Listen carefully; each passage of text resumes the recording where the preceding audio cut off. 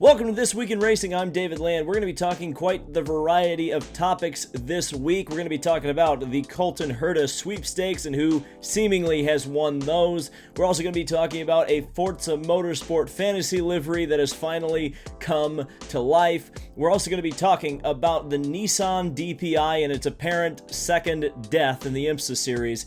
And finally, we're going to be discussing NASCAR slashing field sizes once again and what that means for small teams and the entry point for the sport. So let's get into it. So this broke just today over at Racer.com. Marshall Pruitt reporting that Andretti Autosport is set to expand their operation from 4 to 5 full-time entries under the Andretti Autosport banner, and it appears that Colton Herta is first in line for that seat. Now, previously he had been rumored to have been approached by McLaren in the guise of Schmidt-Peterson Motorsports, but it looks like, and several outlets have reported this as well, I think Autosport was another one, that Colton is going to stay put, or at least under the Andretti Autosport banner.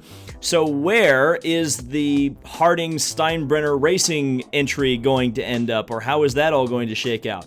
Well, Andretti Technologies apparently still plans on helping out a quote-unquote sixth car with an independent team, essentially a factory car run under a different banner, kind of like we're seeing this year.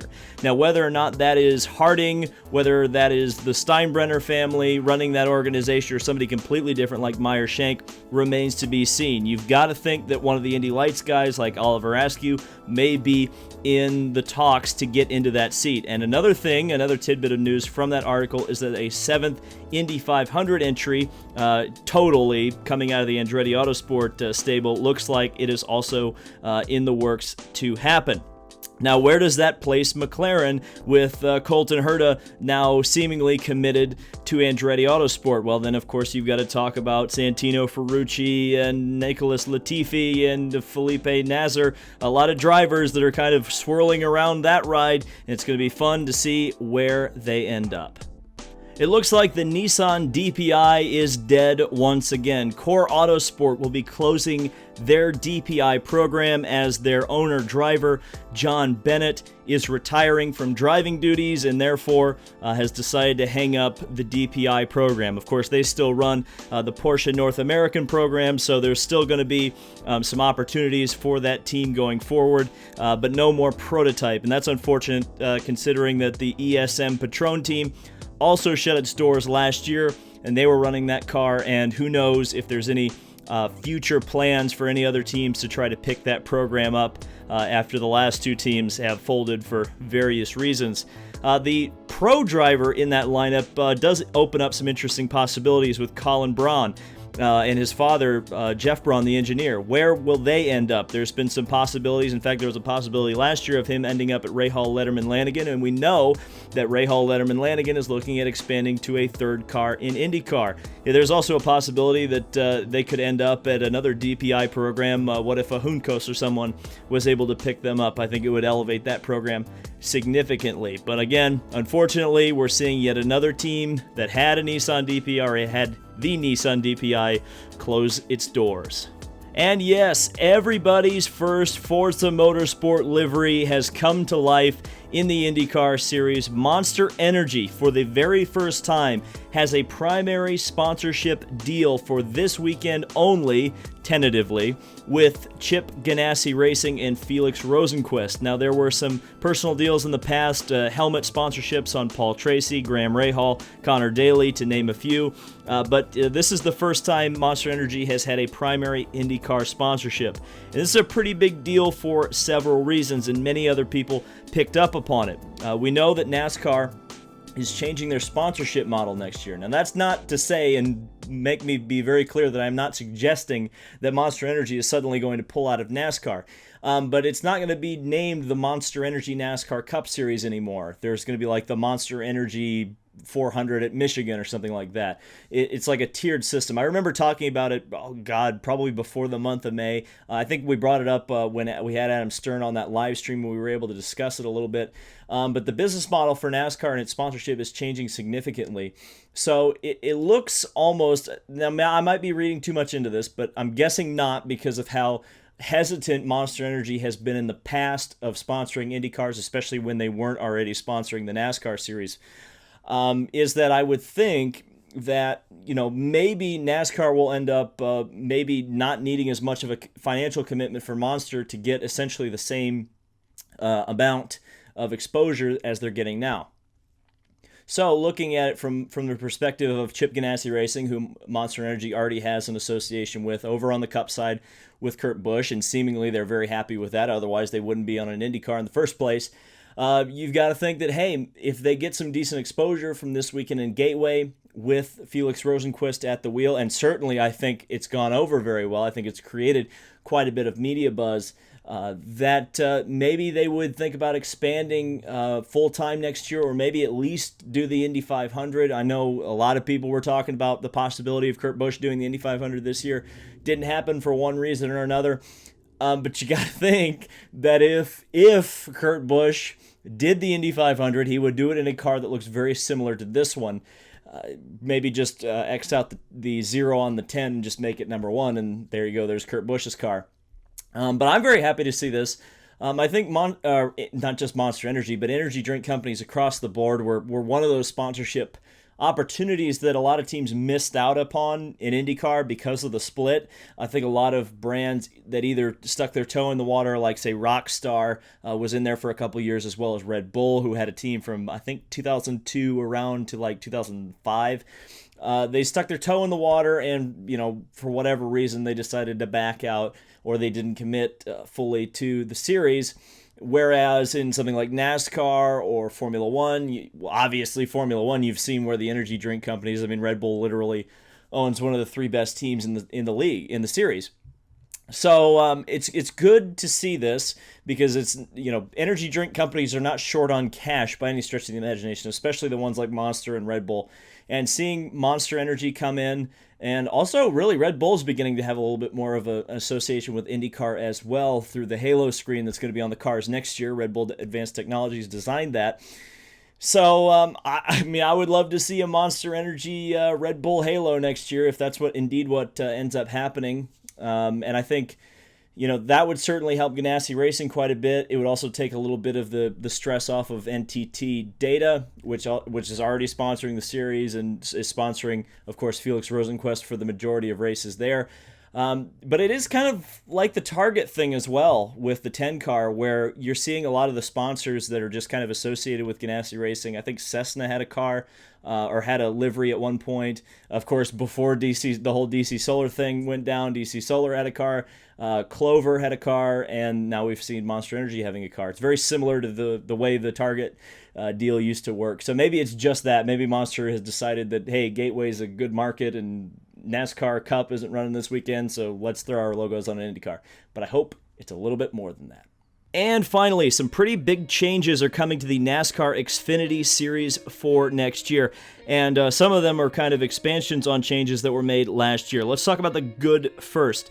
Drivers with more than 3 years of Cup experience will be now limited to only 5 races in the Xfinity Series, down from 7 they were able to do this season. So obviously the bushwhacking and a lot of the people hating Kyle Busch for showing up in Xfinity races, that is going to be significantly reduced. You only have to deal with him for 5 races now. But the bigger news, if you can believe something that kind of reduces bushwhacking is big news, is the fact that NASCAR Xfinity will be going down to a 36-car grid next year, and it will be reducing the size of the field. Now, many people have either kind of been indifferent to this or straight up saying, good, get the start and park teams out of the Xfinity Series, but as the contrarian I usually am, I'm going to argue a different point, that NASCAR reducing field sizes is not a great way to go, and I understand, especially in Cup, why they're doing it, and it's not necessarily for the health of the sports, because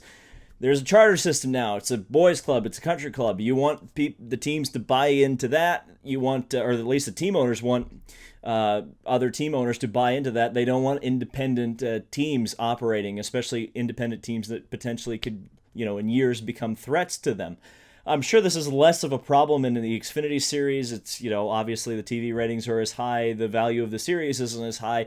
And in a lot of ways, as NASCAR is starting to move very slowly in the direction of, it's a developmental series, more like Indy Lights rather than something like a NASCAR Light, if that makes any sense. More like a NASCAR, NASCAR .1, just slightly below NASCAR, like it used to be when, Carl Edwards was winning literal championships and dominating the series, something like that. But here's the problem with reducing the field size, and I think this is where I think this is where some people maybe on the outside don't really see this, and I would like to kind of bring it in, is that, even if a start and park team is only running 5 laps, or they're running, like 10 laps down throughout the entire race, they're still showing up to the racetrack and they're still keeping people employed. And I said this on Twitter, but if you don't follow me there, I said in a cottage industry like auto racing, every job matters. And when you have small teams, small organizations that are maybe a little more lackadaisical, they know they're not there to win. They're there just because they have the passion for the sport. They may be more willing to pick up somebody who's down on their luck, or maybe is an outsider on the sport, doesn't have many connections, but has a lot of passion. They may be willing to pick some of those guys up and give them a chance, whereas somebody like a Ganassi or a Penske or a Hendrick or a Gibbs would not ordinarily pick a driver, or not a driver, well, drivers too, but more like mechanics or PR people, or, they wouldn't give those people an opportunity because, well, they don't have the experience, and, well, we're Penske. Why on earth would we hire someone with no experience? So the less opportunities there are in racing, the worse racing will get, because it'll only become more of a, who do you know? Or as one of my friends always says, everybody's a cousin in racing. Everybody knows each other. Everybody has a connection, whether it's familial or whether it's a long-standing business connection. And to me, as racing kind of shrinks away from the mainstream, this is probably the worst thing that could happen to racing, is continuing to close in and shrink in on itself, because the more exclusionary you become, the less ordinary people are going to become interested in the sport for one reason or another. And so, drivers not getting opportunities. I think one of my followers on Twitter and one of my friends that I kind of talk to on Facebook every now and then mentioned that hey, Matt DiBenedetto probably would not be where he is in the Cup Series right now if there hadn't been start and park rides for him to kind of show what he was made of, or at least be at the track with a helmet bag saying, hey, I've qualified for these races, I've started them, I have this under my belt, I have this experience, and I can bring it into another smaller team that can help work my way all the way up to where we've seen him now, a race potential winning contender. That would probably not happen if there were not teams like, Morgan Shepherd's or Mike Harmon's. And by the way, the Morgan Shepherd's and Mike Harmon's, say what you will about them, they're there and you're not.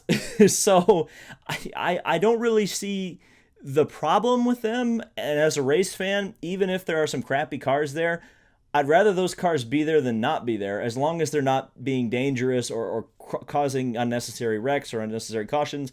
If you got competent drivers behind the wheel of crappy cars, I don't see what the problem is. It keeps people employed. It potentially opens up auto racing to more people rather than less people. And I think, again, ultimately, that's what racing should be doing. It shouldn't be making things smaller.